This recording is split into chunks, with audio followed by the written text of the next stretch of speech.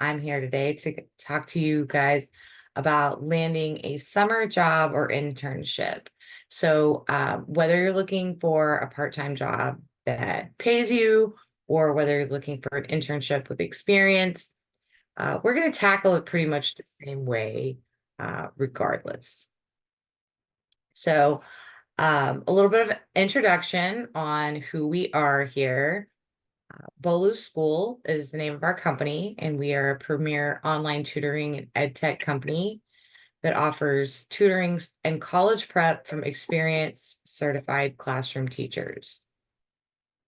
So all of our instructors are certified educators, and they have real classroom teaching experience, myself included. I am a former high school teacher and current director at Boluo School, and I taught business, marketing, entrepreneurship, professional communications, and career preparation to students in grades 9 through 12. And a big part of what I did was I ran the co-op program, where as part of their high school curriculum, my students actually went out into the world and worked as part of their school curriculum. So during that process, I helped those students get jobs, and then I coached them on their job skills and professional interactions while they were working.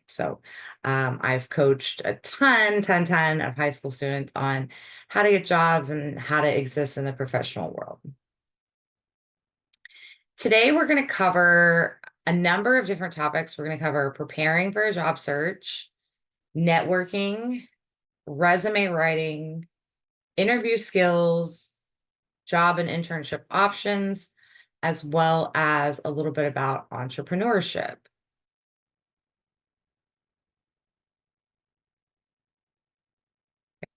So you may be asking yourself, why get an internship? What's the point? Internships are becoming increasingly important to future employers, and many students are using them to stand out when it comes to college admissions. But internships are also a great way to start building your professional network early on in your life. It's a great way to learn about yourself, discover job opportunities, understand value. So understanding the value of money, understanding the value of work, as well as developing those job skills that you're going to need when you enter the professional world. And the sooner you develop those skills and the sooner you understand how to function in the professional world, the better off you'll be and the more employable you'll be when you get there.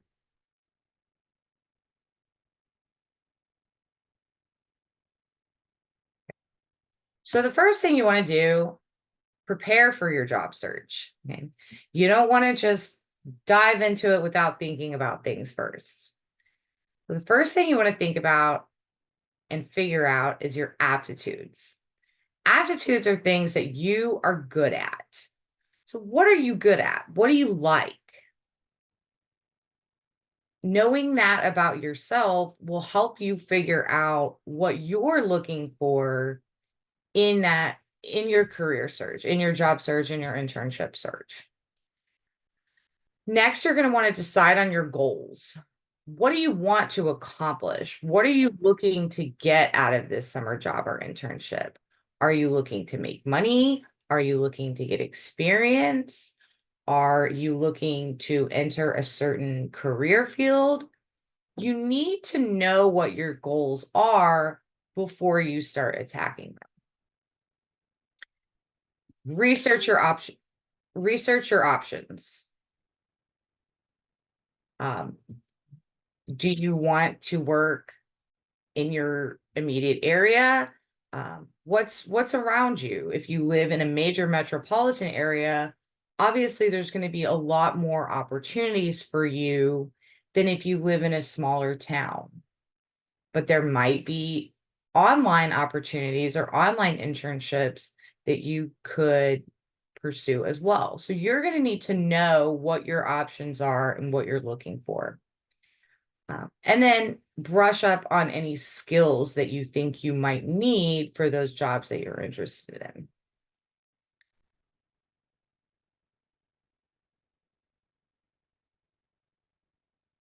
So the next step is start building your professional network. And you might think, I'm in high school. I don't need to start building your professional network. But every single person you meet along the way in your life from this point forward could potentially help you in your quest for a job or an internship, if maybe not today, possibly sometime later in the future. So, starting to build your professional network can be a huge factor in your ability to get a job. The sooner you start building your network, the better off you're going to be. Ways to do this. You can't just rely on your friends because they're in high school just like you. So they're not going to be able to help you out. They're not going to be able to pull you up to their level because you're at the same level. So when you're thinking about building your professional network and getting started, my first recommendation is that you find someone whose job you admire and talk to them about it. Um, we're gonna talk a little bit more about ways to meet these people and where to find them, but I just want you to keep this in mind as we move forward. Once you've found someone whose job you think you might be interested in, simply ask them if you can shadow them at work. Say, if you found, let's say, someone that worked in the robotics field and you were really interested in that field, just ask them, hey, can I come see what you do one day? And you would be surprised at how often people will say yes to that request. The next one can be hard, especially for teenagers, but tell everyone you know that you're looking for an internship. Not just your friends, because again, your friends are in the same position you are. Tell your parents, talk to your parents' friends, tell your parents' friends to tell their friends. Um, these are people in your life that probably care about you and want you to be successful. And so they're going to help you as much as they can if they can. Post about it online. Teenagers are big on social media, or many of you guys are. But if you are online, if you have social media, if you have an online presence, tell people that you're looking for an internship, because you never know who might see that post and be in a position to help you. And then lastly, offer to assist or provide other services. So going back to asking somebody maybe if you can come see them at work, offering to help them in some way could be hugely beneficial in them wanting to then help you back. So if they need copies to be made, if they need coffee to be fetched, if they need their dry cleaning picked up, offer to do that in exchange for them teaching you or them helping you look for a job or an internship. So once you do that, it's time to start thinking about building a resume. So you might think, but I don't have anything to put on it. You probably have a lot more than you think. So if you're in high school and you're a young person, these are some of the things that you can include in your resume, because you're not going to have a job history like an adult who has been in the professional world for a long time. What you can include are advanced classes that you've taken. So if you've taken AP Computer Science, AP English, AP Math, those are all, they all demonstrate skills that are very, very valuable in the workforce. Volunteer work that you've done. I think a lot of high school students are volunteering as part of their regular sort of high school experience. When I was younger, when I was in high school, Most students didn't do a lot of volunteer work, but your generation seems a lot more plugged into doing things with and for your community. So those are certainly things that you can put on your resume. Church and community activities. So if you do anything outside of school that shows leadership skills, that builds any kind of special skills that not everybody has, you can put those on your resume as well. Uh, Extracurriculars and clubs, especially if they're not school related. For example, Cub or Boy Scouts, Girl Scouts too. Don't mean to leave the girls out, but anything and extracurriculars at school too. Obviously, you want to put those on there. Leadership positions. So if you have been elected as the president or vice president, maybe you're a section leader in the band, all of those things show leadership. And leadership is something that jobs really, really want and look for. And then special skills. If you can do something that not everyone else can do, you want to put it on your resume. So think about things like coding, design, art, additional languages that you might speak, because these are all skills that are sought after in the professional world. So your average, say, human resource director is probably not going to also be skilled at coding or graphic design, but they might need someone who is. And so you want to be that person to them if you can be. So don't forget to add those skills if you have them. And like I said, especially if you're bilingual, translation services and speaking other language, especially when working with clients and customers, that's a huge leg up for you. So don't leave that off of your resume.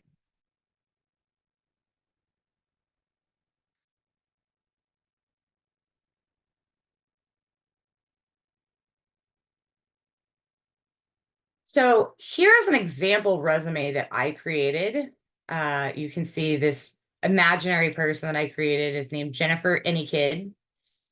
And Jennifer is not a particularly impressive student, nor is this a particularly impressive resume. This is a very average student. Okay. So I just wanted to show you, I didn't want to make her seem like really incredible and really amazing because I didn't want anyone to feel like, well, I could never be that great, or I don't have as much stuff on your resume. She's, like I said, just kind of an average kid. So um this is the objective section. So this is what Jennifer is seeking to do. It says she's seeking an internship opportunity in the tech sector to gain practical experience and further develop skills. So that's what Jennifer is looking for, and that's what you want to put at the top of that resume. And as you get older, this becomes less important, but we want to make sure when we're doing a resume that you try to fill at least the one entire page. So you might have to space things out a little bit and expand on your experience. But she has her leadership experience. So my fictional person is the vice president of Spanish Club, the youth group leader. I put honor roll and leadership experience because you're setting an example for your peers and other people in your school. Relevant coursework is anything that could possibly be helpful to you in a specific job or in any job. And then her experience, obviously, in my fictional example here, Jennifer has not ever had an actual paying job or internship before. So under experience, I included this fictional coding club that she's a member of. I made this up. So don't don't think that you can go online and join Kids Who Code, because I didn't want to use actual places for this imaginary student. But it tells about, this section tells about her experience in Kids Who Code, because you can see she was a student as well as a mentor. In Spanish Club, she was the vice president. I detailed here what duties she had at the Spanish Club and duties that she had as vice president, and references. And references are people who can speak to your professionalism, your work ethic, and who you are as a person. So you're going to want to pick people that are going to say nice, flattering things about you. So I put her Spanish Club sponsor, her scout leader, and her band director.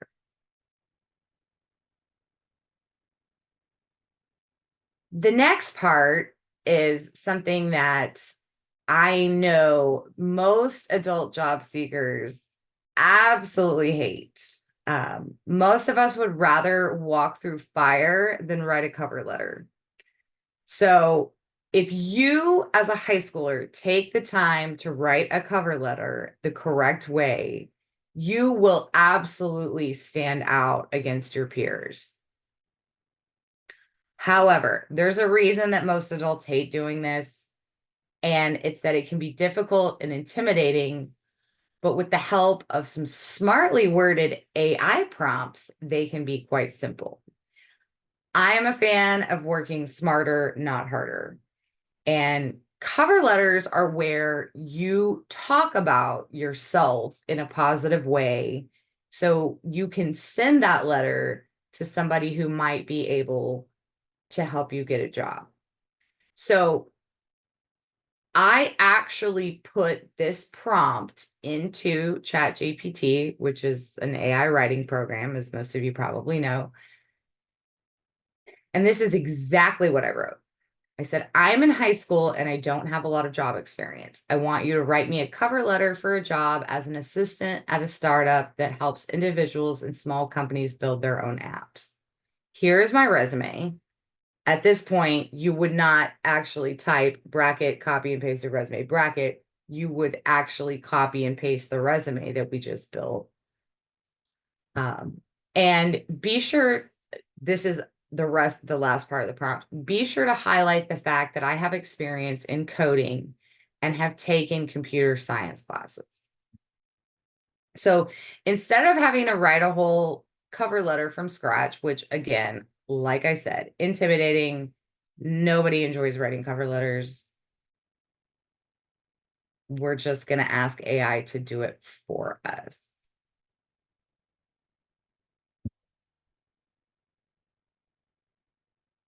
So this is an actual cover letter that I got when I gave it that exact prompt. So it formatted it exactly like a cover letter should be formatted.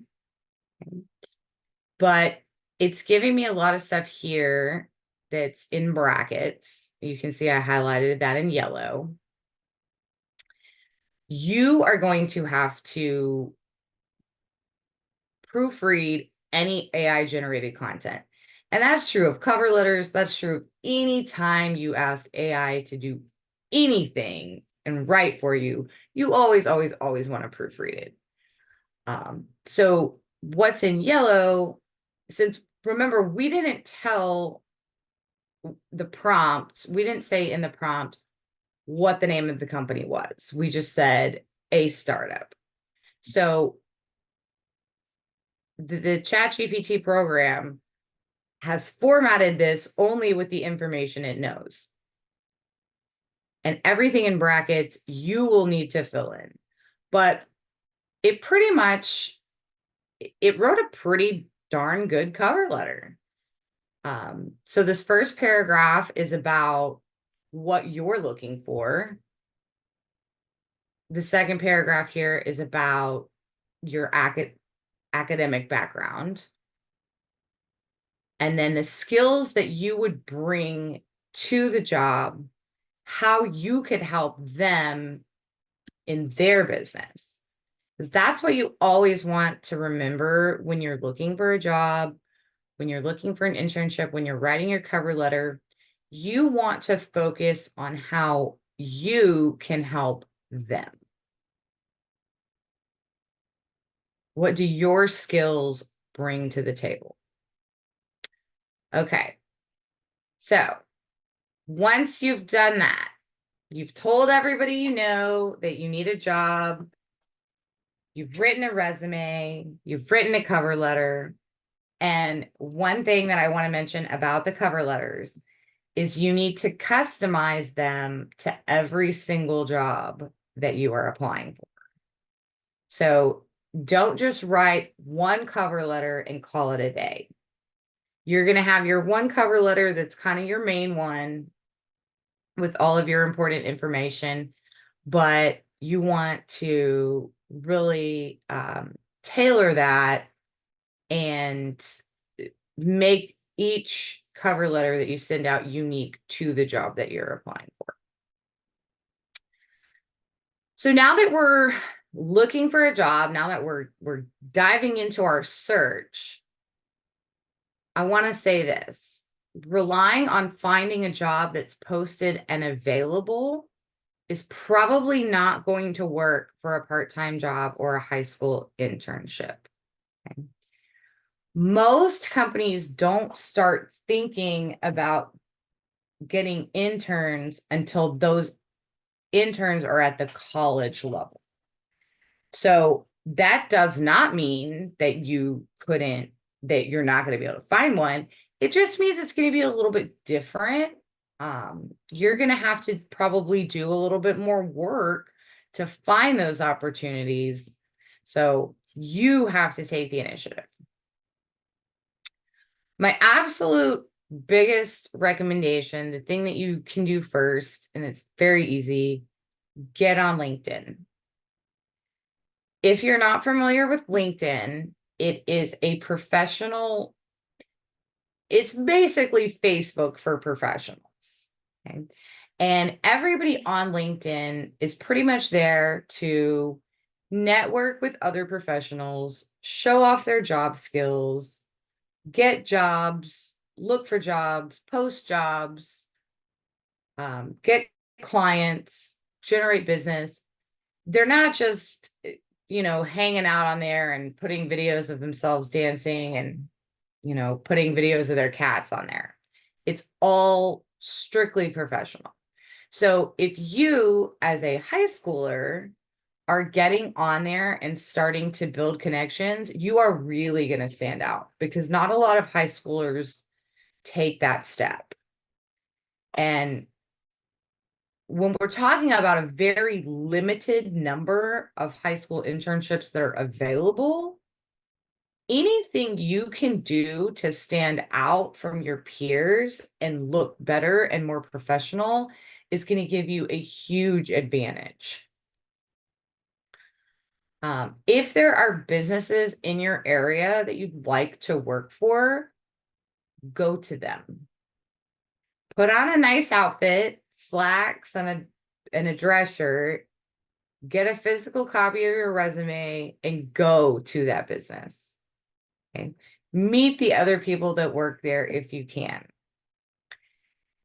The reason that this is important is in our increasingly online world, people are not doing this anymore. So if you take the initiative, if you demonstrate the level of drive and professionalism that it takes to get up, get dressed, go out, and talk to people that you don't know, which is scary, you're going to look incredibly competent and confident. And that's the persona that you want to demonstrate to anybody that might be hiring you. Again, reach out to your network. Tell the people that you know exactly what you're looking for. Because hopefully by this point, you have thought about your own aptitudes, your goals for your summer internship or job, and what kind of job you would like to do. So the next step is telling every single person you meet, every single person that you know, every single person that your mom knows, that your dad knows, that your Aunt June knows, everyone what you're looking for. And I know that can be scary. I know it can be intimidating, but I will say this, as an adult with not only tons of high school students I work with, but with a child of my own, professional adults do want to help you. They want to see you succeed. They want to mentor you. They want to talk about their careers. They want to educate you. Most, and I'll say most, not all people feel that way, but most people are genuinely kind and do want to help the next generation of people in the workforce, which is you guys. So, family, friends, friends of friends, family of friends, every single person you meet, find a way to work it into the conversation. And the last one, which is possibly the scariest, is cold outreach. Are any of you guys familiar with the term cold outreach?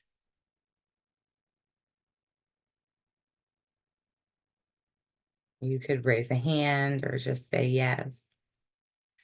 This is probably not a term your average high schooler is going to be particularly familiar or comfortable with.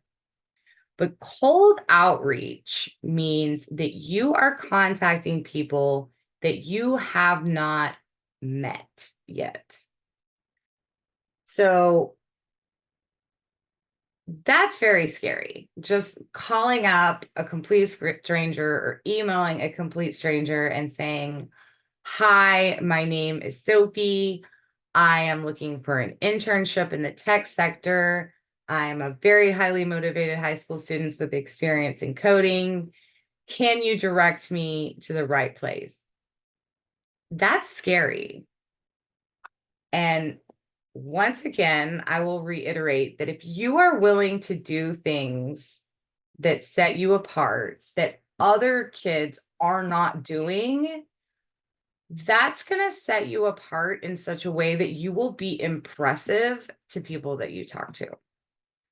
Um, I know it can feel like you're bothering them, or it can feel embarrassing or scary, but I promise that, especially at your age, most adults are going to be very, very impressed with that level of initiative and that level of confidence and bravery.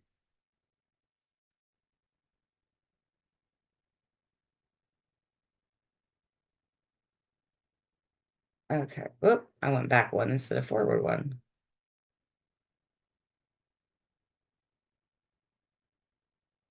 Sorry, my cursor is not moving the way I would like it to.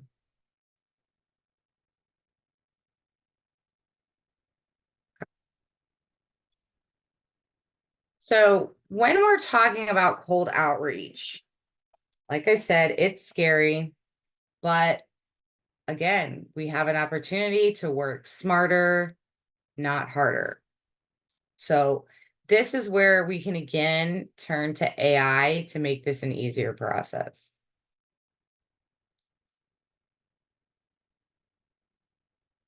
So this is what I gave ChatGPT. I typed, "I am in high school and I want to secure an internship, paid or unpaid.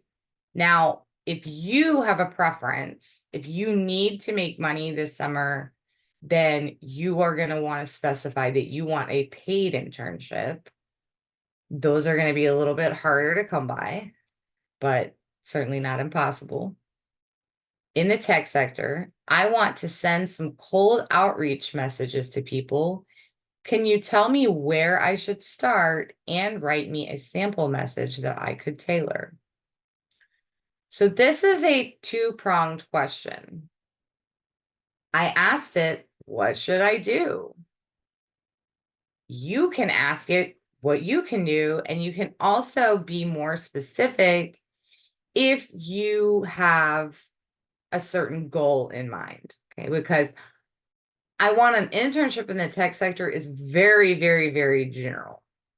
So if you are wanting to go into the healthcare field, you might already have a very specific idea of something that you'd like to do. So maybe you are wanting to go into the healthcare field and you're very interested in stem cell research. So you're going to want to change your message to be a lot more specific.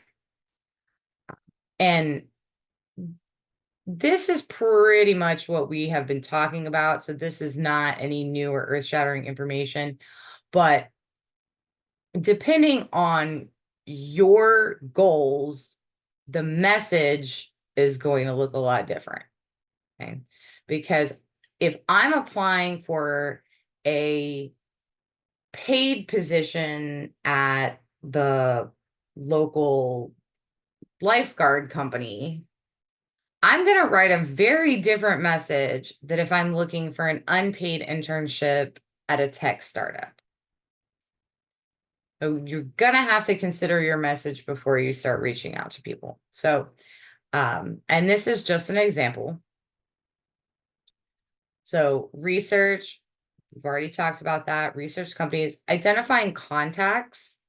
This is important. This is definitely going to be the next step you want to take before you start sending these messages. Okay. So once you've identified potential companies, try to find contacts. And by contacts, we mean actual human beings that work there. Get their names and email address. Because writing a letter to whom it may concern and just sending it to a general inbox, nobody's ever going to read it. But if you email an individual person directly, they're going to be a lot more likely to open that email or message if you're sending them a LinkedIn message. And again, you want to highlight your particular skills in the message that relate to the job that you are applying for. Okay. So really highlight those things that are going to be relevant. Like when we went over Jennifer's resume, she wanted a job at a tech startup and she had coding skills. So those are the types of experiences that you really want to highlight.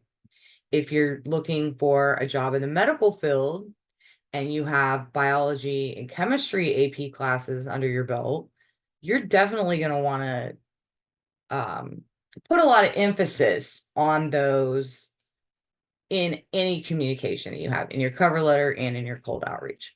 So this message, once I've identified somebody that I think could help me in that company get in the door or get an interview, or maybe even a person that could actually interview me, I am going to write them an email. I'm going to say, "Dear Henry Smith," and this is the message that ChatGPT gave me, and all the arrows are places where you need to change something.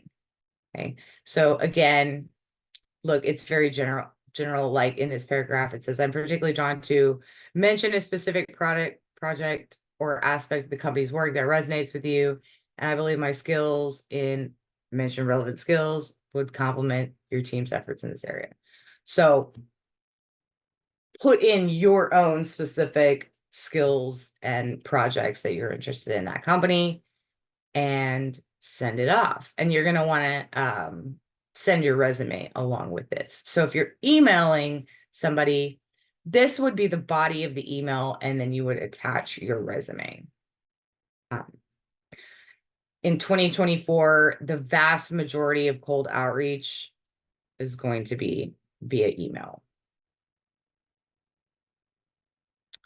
Okay, so this is very important. Find the name and the title of the actual human being you want to talk to and address communication to them specifically.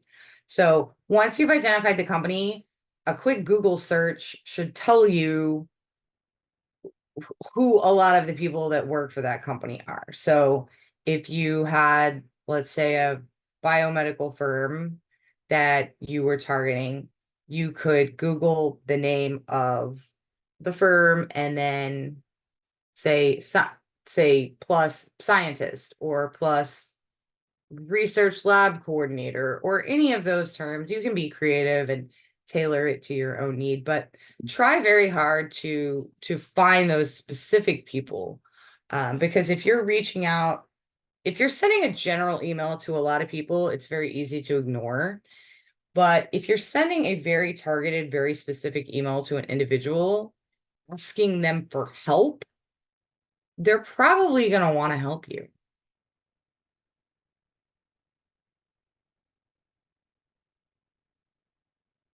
And the next step. All right, let's say you did your awesome cold outreach, you did your awesome resume, awesome cover letter, awesome networking, and now you have an interview lined up. First of all, yay! But you have to know that you're probably going to be competing with a lot of other people for that position, and you need to be prepared to set yourself apart from everyone else. The first thing that you should do is Google most common interview questions and write out responses for ones that would be relevant to your level of experience and the position. So there's a lot of interview questions that pretty much come up in every interview, like, tell me a time you solved a problem with a coworker. Well, you are not going to have that experience yet, but think about how that question might be adapted to you or to your experience. So Jennifer, who is president of the Spanish club, or vice president of the Spanish club, sorry, maybe she solved a problem between two of her club members. That might be a story that you want to keep in your mind and be ready to answer those questions in a more adult way. So, and I say write out the responses. This is important because anybody who's ever stood up in front of the class and given a speech before, you know that when you have a written speech in front of you, it is so much easier than if I just asked you to go stand up in front of the class and talk for 5 minutes. Okay? Being prepared and writing out and you don't have to write it by hand, you can type it, it doesn't matter. But being prepared with answers to those questions is gonna make you feel so much more comfortable. It's gonna make you feel so much more relaxed and so much more prepared. And you can practice your answers so they sound good, which is my next point. Role play with an adult. Don't ask your friends to do this with you. Ask somebody that you trust that has been in the professional world, that has been in a professional interview at some point in their life. And pretty much any adult you meet over the age of 22 has been in a professional job interview. So you really want somebody that has that experience, that has a feel for what it's like, and have them ask you each of the questions that you wrote responses to and practice giving the responses that you've written. Because the more you practice it, the more you say it, the more comfortable you will be with it and the more natural it will sound.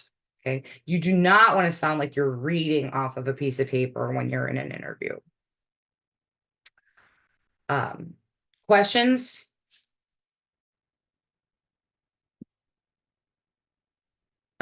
You could get a parent to do this. You could get a teacher to do this. If you have homeroom or advisory, I bet your advisory teacher or your homeroom teacher would be thrilled to help you with something like this. Just your friends tend to know you a little too well to make it particularly effective with a friend. So even somebody who's a really good public speaker or professional debater, you want to ask somebody that doesn't know you really in that casual of a way, I guess.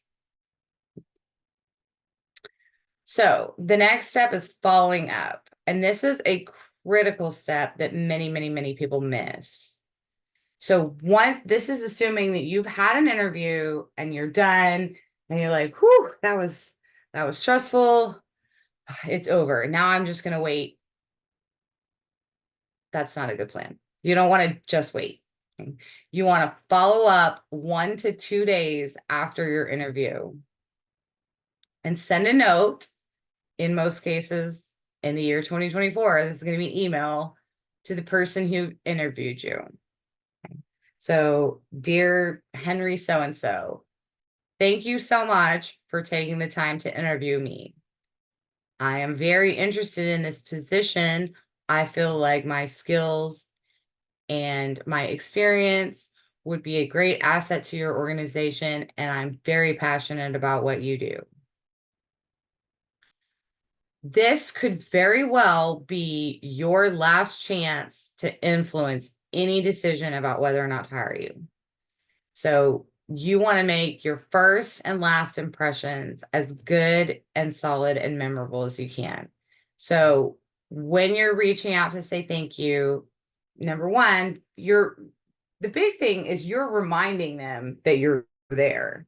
You're reminding them that you're the best candidate. And like I said, it's your last time to talk to them, maybe.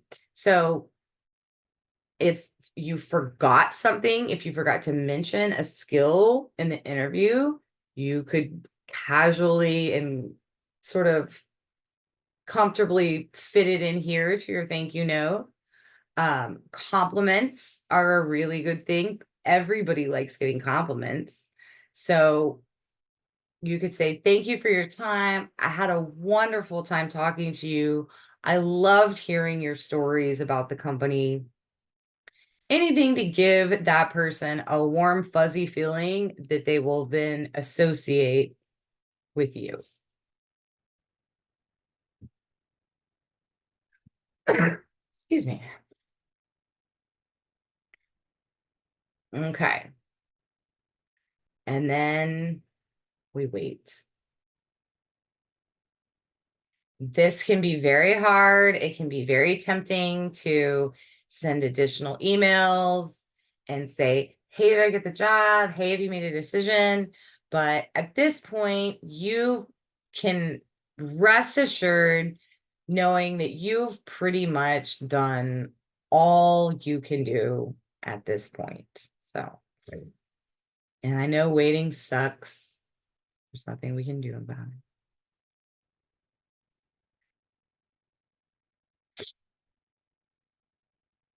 All right. So, worst case scenario, you didn't get the job. Okay, let's say you got a rejection email. As much as you might want to, now is not the time to go cry in the corner. You can do that later, I promise. Although I don't recommend it. So, getting a rejection can be so crushing and so hurtful. But you want to take this opportunity to figure out how you can avoid getting rejected in the future. So if you get an email or a phone call from somebody that says, hey, so-and-so, you didn't get the job. We're so sorry we went with a different candidate. If you can, if you have the time, if they have the time, ask them these questions. Okay? Because you're probably not going to get the first job that you apply for. You're probably not going to get the first job that you interview for, because like anything else in life, the more you practice this process, the better you will get at it. So take this opportunity of rejection to figure out where you can improve for the future. So ask, what specific qualifications or experience were you looking for that I may have been lacking? Because maybe you can get that experience and try again for that opportunity next year. You know, if you're not a senior, you've got a couple more years where you can look for internships and opportunities. So the sooner you start, the sooner that you can start practicing and get better and learning, what works. Can you provide any feedback on how I performed during the interview process? This is a tough question. It could possibly get an answer that you don't necessarily want to hear, but it's important because this speaks to your actual interview skills. And then based on my application and interview, do you have any recommendations for how I can strengthen my candidacy for similar roles in the future? So what can I do to be a better candidate? What can I do to make you want to hire me next time? And, as a former teacher, I'm not a big fan of plagiarism, but I wrote these questions specifically so you could steal them and use these exact questions. So if you want to screenshot this, be my guest. Take these exact questions and use them. They're all yours. The last thing you want to do when you're sad and heartbroken and you've gotten rejected is sit there and try to think of good feedback questions. So just have those in your arsenal for when you're interviewing. All right. So I want to tell you that it can be very difficult to accept this, but sometimes you can do everything right and still not get the job. So instead of sitting in the corner being sad, consider alternatives. So think about, why did you want this job? Why were you looking for this particular opportunity? And once you have the answer to that question in your mind, think about this. Is there some other way to get what you want? So if what you want is money, is there another way to earn money? If what you want is experience, is there another way to get experience? If what you want is hands-on learning, is there another way to get hands-on learning? Because probably at the high school level, the answer is yes. There are other ways to get what you were looking for from this job or internship. So maybe you didn't get that internship at, at the research laboratory that you wanted, the stem cells, but maybe you could get a part-time job at the hospital. Maybe you could volunteer at the hospital as a candy striper. I don't even know if they still have those. I think they do. It's just a person that goes to the hospital and spreads cheer and helps out. You could also take a summer class to improve your skills. There is very seldom in life just one way to get what you want, or just one avenue to get what you're looking for. So if you really gave it a good try and you struck out and you couldn't find a job, or maybe you live in an area where there aren't a lot of opportunities, as where you live is huge in terms of what opportunities are available to you. So I urge you not to get discouraged and to consider alternatives. And then my bonus tip is to consider entrepreneurship. So just because you're in high school doesn't mean you can't become an entrepreneur.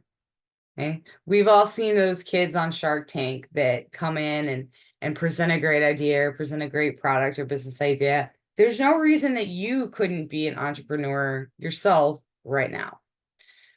And if you're out of ideas and you want to consider entrepreneurship, this is the question that you need to ask yourself first. Do you have a special skill that not everyone else has? Can you play an instrument, do graphic design, coding, website building, makeup, art, social media? These are all skills that a lot of people wish that they had. And if you have them, other people will pay you for those skills. And if your goal is to get into college, you want to set yourself apart from all of the other applicants that are applying to college. And a lot of the other applicants are going to have great summer programs and enrichment courses and summer camps and volunteer work, but not a lot of them will have started their own business in high school. So that's super great way to set yourself apart. It shows that you're willing to work hard. It shows that you're creative, you have initiative, you have good interpersonal and financial skills, as well as planning and project management skills. So that's not right for everybody. Not everybody is cut out to be an entrepreneur, but I don't want you to count yourself out just because of your age. So you might be thinking, what's next? Well, that concludes my tips on how to apply for a job. But we have a summer course coming up, a small group class, where we are going to really explore and dive deep into the the fastest growing, most promising careers in the United States, and how you can start building your experience and your resume to prepare yourself for those careers. So we're going to go over specific careers, what it's like. We're going to hear from guest speakers. It's going to be really amazing. So if you want to learn about what's out there in the world and what jobs have the brightest future in terms of growth and salary, we're going to learn all about that this summer. I am also teaching a personal finance class where I teach everything from how to open a checking account to how to buy stocks to buying cars and homes and making smart financial decisions for the future. I used to teach an entire year course on this to my high school students. So there's going to be a lot of really great information there in that class, where I'm going to teach you how to hopefully become really rich one day. And then we also have a class in contest writing. So if the goal of getting an internship for you is to stand out on college applications, any awards that you win are going to be hugely beneficial to your college applications. And our summer group contest writing class is taught by a very experienced professor who has had many of his students win the contests from the New York Times. So that's what we're going to do this summer is specifically help you guys become amazing writers and win awards from the New York Times. So if, like I said, if standing out in college is one of the things you want to do, consider the contest writing course. And finally, if you need or want extra one-on-one help to prepare for your internship search, to get help writing your resume, to get help with LinkedIn, with networking, with creating strategies for looking for jobs, for one-on-one coaching from me on how to specifically attack this whole job search process, you can scan that QR code. I have a number of sessions available that you can book over the next couple of weeks if you want individual help with writing a resume or getting an internship or cover letters or networking or any other job related questions you might have.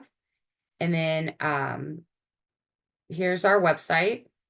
We have one-on-one tutoring in not just these specific areas, but math, science, English. I know the AP tests are coming up. So if you need a little bit of help with any of your AP tests, we do physics, chemistry, math, English, and history.